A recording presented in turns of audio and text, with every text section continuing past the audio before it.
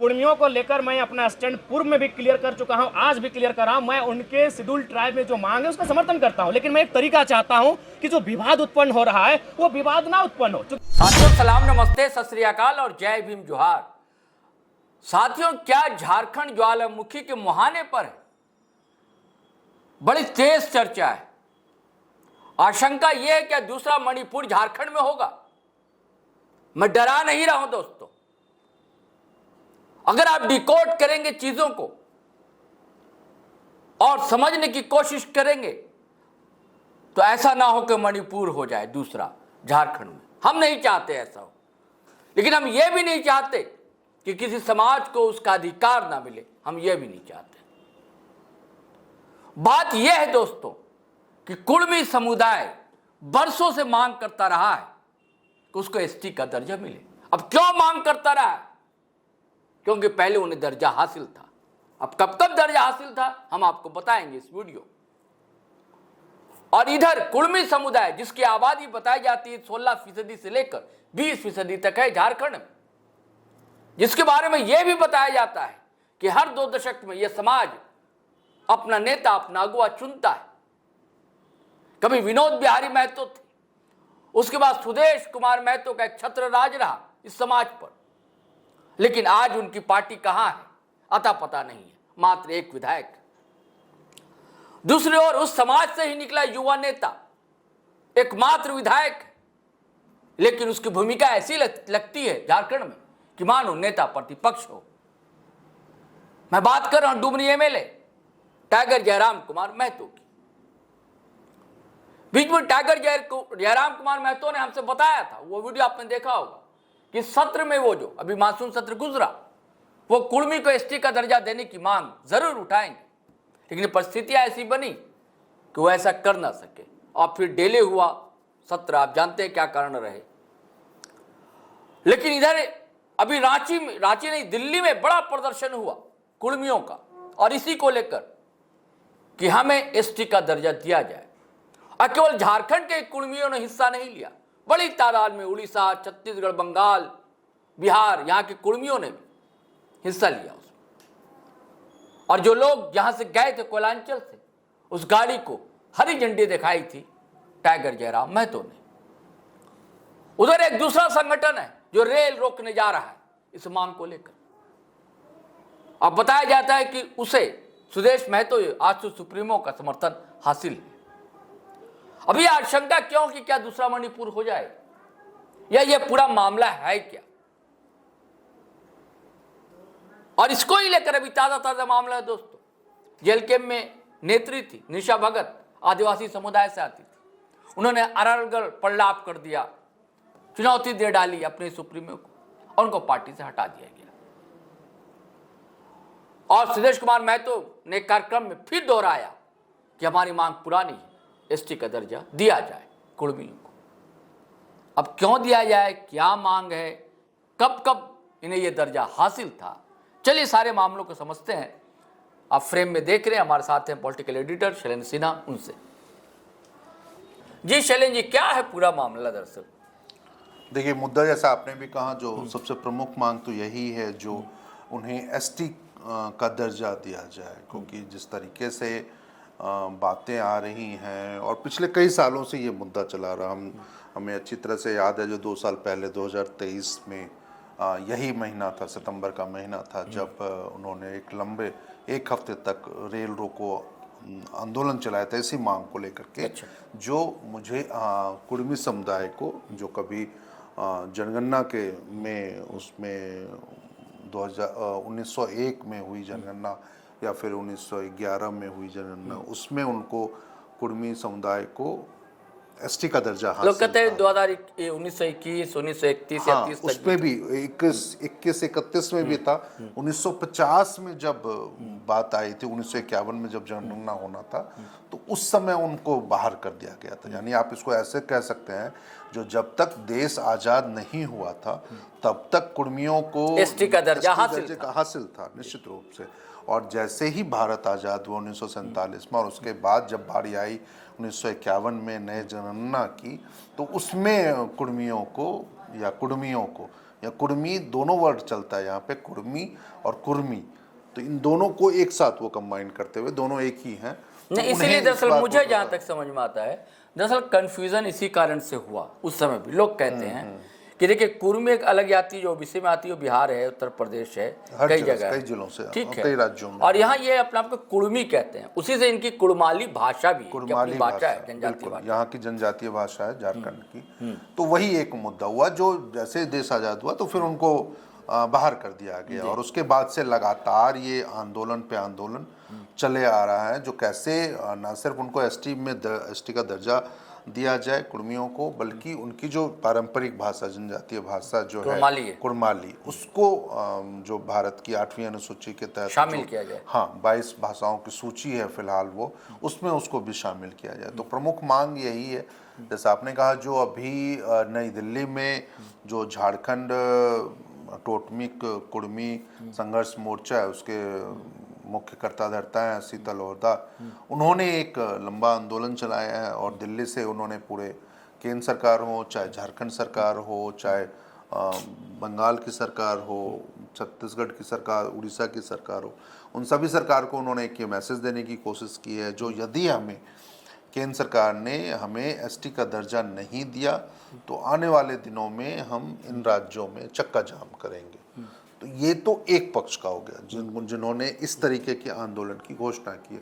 दूसरा पक्ष यह भी है, जो दूसरा संगठन है इन्हीं कुर्मी को एसटी का दर्जा देने की मांग वो कर रहे हैं, उन्होंने 20 सितंबर से रेल रोको अभियान, मतलब कि इस मांग को लेकर के रेल रोको अभियान झारखंड और साथ ही साथ बंगाल और उड़ीसा में उन्होंने ऐलान किया है। तो मुद्दा यही अभी चल रहा है, और मतलब मुझे ये बड़ा आश्चर्य हो रहा है। इसमें यहाँ आप पार्टियों की भूमिका क्या देखते हैं? भारतीय जनता पार्टी सत्ता में रही है, अर्जुन मुंडा के समय भी ये मामला उठा था, अर्जुन मुंडा इसके सहमति थी उनकी, अर्जुन मुंडा की उनके, और उस समय जनजातीय जो ये है संस्थान है यहाँ रांची में, TRI, हाँ TRI है ना, तो वहाँ जो है उस समय के जो निदेशक थे, उन्होंने जो सर्वे किया था, जो रिपोर्ट दी थी, उस रिपोर्ट में था कि नहीं, इनका स्टेटस वैसा नहीं है, इनको एसटी का दर्जा नहीं मिल सकता, क्योंकि ये काफ़ी रिच है अपेक्षाकृत और जनजातियों के, जबकि झारखंड में 32 जनजाति हैं, हालांकि इनके पास एक भाषा है कुड़माली। तो फिर मामला ठंडे बस्ते में पड़ गया था। तो बीच में फिर और कोई मामला है कि कई और दूसरे दर के लोगों ने आवेदन वगैरह दिया था। देखिए, ये एक कह सकते हैं 2019 की बात है, मैं बता रहा हूँ, जो 2019 में जब देश में लोकसभा चुनाव होने वाले थे, तो उससे पहले जनवरी के महीने में जो संगठन आज दिल्ली में, आज मतलब जो अभी कल परसों में दिल्ली में उन्होंने ये कार्यक्रम किया था जंतर मंतर पर, और वही संगठन जो झारखंड राज्य टोटमिक कुर्मी संघर्ष मोर्चा है, उसी के यही शीतल ओहदा थे, उन्होंने भी रांची के मोराबादी मैदान में एक लंबा आयोजन किया था, महाजुटान किया था, कुर्मी महाजुटान, और उसमें आप कह सकते हैं जो चंद्र प्रकाश चौधरी, जो उस समय झारखंड सरकार में इनके रघुवर दास के मंत्रिमंडल में वो मंत्री हुआ करते थे, वो उसमें मौजूद थे। फिर जगन्नाथ महतो जो स्वर्गीय हो गए हैं अब, वो झामुमो के नेता के रूप में मौजूद थे। केशव महतो कमलेश जो आज कांग्रेस के प्रदेश अध्यक्ष हैं, वो उसमें मौजूद थे।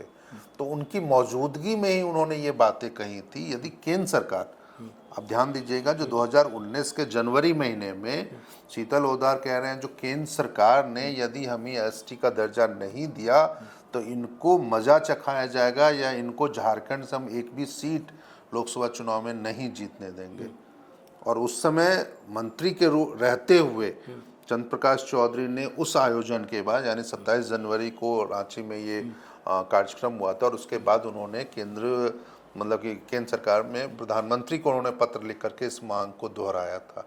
और हुआ क्या, मुद्दा तो वो उस समय उठाया भी गया सख्ती से, और काफ़ी ज़्यादा बहुत बड़ा जुटान भी हुआ था। लेकिन उसी लोकसभा चुनाव में एक बार फिर से 12 सांसद 2019 के चुनाव में जीत के बीजेपी के चले जाते हैं। तो मुद्दा पुराना है, अलग अलग मंच से उठाया भी गया। जैसा आपने कहा, जो ठीक उससे पहले यानी 2019 में उन्होंने ये की थी, 2018 में पूर्व सांसद, भाजपा के ही पूर्व सांसद रहे हैं शैलेंद्र महतो, उन्होंने एक पत्र लिखा था। उस पत्र में केंद्र को एक वो पत्र लिखा गया था और वो उस पत्र में जैसा ये कहा जा रहा है, जो वर्तमान में भी मुख्यमंत्री हेमंत सोरेन है, चाहे फिर जो दूसरे और नेता थे, चाहे उसमें विधानसभा अध्यक्ष का भी नाम लिया जाता है, जो उनके भी हस्ताक्षर थे, यानी उस प्रस्ताव हेमंत में सोरेन का भी बारे में बताया जाता है। हाँ, हेमंत सोरेन, फुरकान अंसारी के बारे में बताया जाता है, इरफान अंसारी की बात है। तो कई नेताओं ने उसमें उस पत्र पे और इस मांग पर सहमति जताते हुए केंद्र सरकार से आग्रह भी किया था जो कुर्मियों को एसटी का दर्जा दिया जाए। यदि आप इतिहास की तरफ देखेंगे, जो झारखंड में ये मामला कब से उठ रहा है, तो 2004 में, जैसा आपने भी कहा था, जब अर्जुन मुंडा पहली बार मुख्यमंत्री बने थे, 2003 की बात है या 2004 के शुरुआती दौर में है, तो उस समय यहाँ के कैबिनेट ने एक प्रस्ताव पारित करके केंद्र सरकार को भेजा था, विधानसभा से पारित करवा करके, जो कुर्मियों को एसटी का दर्जा दिया जाए। तो राजनीतिक तौर पर ये मामला उस सरकार में जेएमएम शामिल नहीं थी, क्योंकि उस समय बीजेपी की सरकार अपनी सरकार थी वो, क्योंकि बिहार से आप अलग टूट के अलग बने थे, राज्य नए विधानसभा चुनाव हुए नहीं थे, तो आपके पास बहुमत था, तो आपने भेज दिया केंद्र सरकार को। और उस समय केंद्र में एनडीए की सरकार हुआ करती थी उस समय 2004 में, जब उन्होंने भेजा था अर्जुन मुंडा ने मुख्यमंत्री, तो वो अटल बिहारी वाजपेयी की सरकार थी। लेकिन वो एक कह सकते हैं जो मामला ठंडे बस्ते में चला गया, क्योंकि उन्होंने भेज तो दिया यहाँ से प्रस्ताव, लेकिन आज भी वो प्रस्ताव नहीं, लेकिन फिर मामला फंसा कहाँ है? आप देखिए, भाजपा वो उसका समर्थन, जेएमएम उसका समर्थन, कांग्रेस उसका समर्थन, आजसू उसका समर्थन, जेलकेम समर्थन, सबके नेता तो समर्थन कर रहे हैं, फिर पेच कहाँ फंसा है? देखिए, समर्थन कर रहे हैं क्योंकि मुद्दा ही एक ऐसा है, आपने भी कहा, जो 20% आबादी है, बड़े राजनीतिक प्रभाव है, मतलब 30 विधानसभा में निर्णायक निश्चित रूप भूमिका में, बिल्कुल। और तो एक बड़ी आबादी है, जैसे आप कह सकते हैं ना, जो जैसे आप आदिवासियों को नाराज करके झारखंड में राज नहीं कर सकते, तो वैसे ही कुर्मियों को आप नाराज करके झारखंड में आप राज नहीं कर सकते। मुद्दा कहीं फंसा हुआ, मुद्दा सिर्फ यही फंसा है, जो कोई नहीं चाहता है जो उन्हें एसटी का दर्जा मिले। राजनीतिक तौर पर इस मामले को आप जितना लटका के रख सकते हैं, वो वही स्थितियां आज हैं। यदि 2019 में शीतल ओदार, यदि आप आज वो केंद्र सरकार को अल्टीमेटम दे रहे हैं दिल्ली से, तो 2019 में उन्होंने झारखंड के राजधानी रांची से उन्होंने अल्टीमेटम दिया था। यानी आप उस समय भी उसी मुद्दे पर थे और आज भी उसी मुद्दे। 2 साल पहले 2023 में आपने तब भी रेल रोका था, आज भी रेल रोका। दरअसल चर्चा इस बात की भी है, या मुद्दा इस बात से भी आप लटक सकते हैं, तो जब 2004 में अर्जुन मुंडा ने झारखंड के मुख्यमंत्री रहते हुए वो प्रस्ताव केंद्र सरकार को भेजा था, तो केंद्र सरकार ने इस मसले पर, जो यहाँ पे जनजातीय शोध संस्थान है, जिसको tribal Ramdayal Munda tribal research institute आप कह रहे हैं, उससे एक रिपोर्ट की मांग की थी, जो आखिर कुर्मियों की स्थिति क्या है। उस समय उसके अध्यक्ष या फिर निदेशक थे वो डॉक्टर प्रकाश ओरांव हुआ करते थे उस दौरान। तो उन्होंने अपनी रिपोर्ट में ये कहा था जो उन्हें जनजाति एसटी का दर्जा नहीं दिया जा सकता है। क्यों? क्योंकि वही जो बातें जिसमें आप उनके समृद्धता की बात कही गई थी कुर्मियों की, जो वो दूसरे जो जनजाति हैं जिनको आपने एसटी का दर्जा दिया, उससे ये ज़्यादा समृद्ध हैं, ज़्यादा पढ़े लिखे हैं और ज़्यादा प्रभावी भूमिका में है। इनका रहन सहन जो है वो हिंदुओं के जैसा, वो जैसे पूजा पद्धति हिंदुओं की है वैसे उनकी है, आदिवासियों जैसे पूजा पद्धति है, नहीं रहन सहन, कपड़े, मतलब कि पहनावा, वो तमाम चीज़ें जिसके आधार पर, तो वो एक उन्होंने बातें कही थी। और ये भी कहा था जो इनकी आबादी उस तरीके से विलुप्त वाली स्थिति नहीं है, तो जिसके कारण इनको जनजातियों का दर्जा नहीं दिया जाता। उसी समय उसी टीआरआई में एक सचिव हुआ करते थे, संयुक्त सचिव कोई मुंडा जी हुआ करते थे, तो उन्होंने भी ये बातें कही थी। उन्होंने भी अपनी रिपोर्ट में कहा था जो इनकी ऐसी कोई भी व्यवहार में, चाहे ना उनका पहनावा हो, ना खान पान हो, ना दूसरी चीजें जो आदिवासियों से नहीं मिलते, तो ऐसे में इनको नहीं दिया जा सकता। लेकिन उसके बाद आपका कहना बिल्कुल से मैं मान गया आपकी बात, लेकिन कल तक जयराम नहीं थे पटन में, और आज कुर्मी वोट बैंक को लेकर बड़े रस्साकशी आप देख रहे हैं। सही कह सुदेश मैं तो नए सिरे से अपनी पार्टी को खड़ा करने के प्रयास में, कहीं ऐसा ना हो कि ये मुद्दा और तूल पकड़ ले, क्योंकि दोनों को अपने समाज को एकजुट रखना है और अपने पक्ष में करना है। मतलब वोट बैंक की राजनीति आप इसको जोड़ सकते हैं। सही कह रहे हैं, ये चीजें हो सकती है। और जिस चीज की संभावना, आशंका आप जता रहे हैं, जो क्योंकि देखिए जैसे मणिपुर में मतई और क्या कुकी। कुकी, हाँ, मैतई और कुकी जनजातियों के बीच में आपसी संघर्ष की स्थिति है। तो झारखंड क्योंकि में आप देखिए जो आदिवासी एक्टिविस्ट हैं या जो नेता हैं वो कैसा बोल रहे हैं, बयान सबका सुनिए, और जो कुर्मी समाज से आने वाले उनका बयान सुनिए, तब आपको गर्मा गर्मी दिखेगी। परिस्थितियां देखिए, परिस्थितियां अभी उनके पक्ष में तो नहीं है, क्योंकि जैसे मैंने कहा ना, जो सभी समुदाय या सभी राजनीतिक पार्टियां वो चाहती हैं, इस मांग के समर्थन में भी हैं, लेकिन पहल कोई नहीं कर रहा है, एग्रेशन कोई नहीं दिखा रहा। जो भी है वो उनके संगठन हो, चाहे जो गैर राजनीतिक या जो प्रभावी नहीं है अभी आज के दौर में, वो हैं। जैसा आपने भी कहा, जो आपकी बात शायद जयराम महतो से हुई थी, तो उन्होंने कहा था जो हम विधानसभा में मुद्दा उठाएंगे, लेकिन फिर नहीं उठा पाए। तो ये भी एक मसला है, जो आप विधानसभा के बाहर जब आप कहते हैं जो मुद्दा हम उठाएंगे, और जब विधानसभा में अंदर जाने की बात आती है तो वहाँ पे वो मुद्दा नहीं उठता। तो राजनीतिक तौर पर मुझे लगता है जो ये मामला काफ़ी ज़्यादा गंभीर तो है, जो एसटी का दर्जा दिया जाता है, लेकिन एक खतरा यह भी है, जो लोगों को यह भी लग रहा है, जो यदि आज कोई भी पार्टी यदि उनको एसटी का दर्जा देने की पहल करती है, तो जो उनका आदिवासी वोट बैंक है, जो आदिवासियों इलाकों में उनका प्रभाव है, वो कहीं ना खिसक जाए, वो उससे डरना चाहते हैं। बीजेपी के पक्ष में अभी ये मुद्दा इसलिए एक कह सकते हैं क्योंकि बीजेपी के पास ना तो उतना बड़ा कुर्मियों का वोट बैंक है उनके पास, और ना आदिवासियों का ही वोट बैंक है। तो वो जब तक आदिवासियों को अपनी ओर आकर्षित करें, तो वो चाहते हैं जो चलो हम इस तो मुद्दे को कुर्मियों को समर्थन दे दे। तो देखिए वो एक तरीका इनका हो सकता है, झारखंड में वो एक ये प्रयोग कर सकते हैं, क्योंकि वर्तमान जो स्थिति है, आप ये कह लीजिए जो आदिवासी इलाकों में या आदिवासी विधायकों के 28 जो आरक्षित सीटें हैं आदिवासियों के लिए, एसटी के लिए, उसमें सिर्फ एक सीट उनके पास है। कुर्मियों वाले इलाकों में जो उनके विधायक हैं, वो मतलब कि मुझे लगता है शायद 24 या 26 विधायक हैं टोटल, और पूरे 30 विधानसभा सीटों पे, उसमें से महज उनका 3 या 4 विधायक उनके पास है। तो ऐसी स्थिति में जब आप जान रहे हैं जो मेरा वोट बैंक ना तो आदिवासियों के बीच में है ना कुर्मियों के बीच में, तो क्यों ना हम इस मुद्दे को पत्ता खेल सकते हैं। हाँ, इस मुद्दे पे हम आगे बढ़ सकते हैं। तो इसलिए उन्होंने वो समर्थन भी दे दिया। और जैसा आपने कहा जो सुदेश महतो, वो रेल रोको आंदोलन, जो दूसरे संगठन है जो और आज के आने वाले दिनों में रेल रोको आंदोलन की बात कह रहे हैं, तो उसको आप इस रूप में भी जोड़ के देख सकते हैं, क्योंकि बंगाल में सबसे ज्यादा प्रभाव इसका पड़ता है, झारखंड में भी पड़ता है, लेकिन बंगाल में सबसे ज्यादा प्रभाव पड़ता है। और आने वाले साल में उड़ीसा में भी है, उड़ीसा में भी ज्यादा, बंगाल में भी है, निश्चित हो। तो वैसे स्थितियों में जो खासकर वैसे इलाकों में जहाँ पर रेल रोको आंदोलन का प्रभाव ज्यादा दिखता है, और वहां पे अगले साल विधानसभा चुनाव होने वाले, तो सुदेश महतो के बारे में तो यह भी एक चर्चा उठी थी, जो शायद वो आने वाले बंगाल के विधानसभा चुनाव में भी वो अपनी किस्मत आजमा सकते हैं। तो ये तमाम राजनीतिक एक घटनाक्रम है या राजनीतिक एक नजरिया हो सकता है, जिसके आधार पर लोग इस पूरे आंदोलन को आंक रहे हैं। और जैसे जैसे शायद समय बढ़ेगा, केंद्र सरकार पे हो चाहे झारखंड सरकार पे हो, दबाव बढ़ेगा, क्योंकि झारखंड सरकार से भी तो ये आने वाले दिनों में देखिएगा जो मांगे तो उठेगी, चाहे वो उनके अपने पार्टी के विधायक रहे हो, बेशक वो जगन्नाथ महतो आज नहीं है, लेकिन रविंद्रनाथ महतो विधानसभा के स्पीकर, वो तो मान लीजिए टाइगर जयराम आज नहीं और अगले सत्र में उठाएं, हाँ वो भी उठा सकते हैं, या वो नहीं उठाएं, वो उठा लें, क्या नाम है आजसू से जो है तिवारी महतो उठा लें।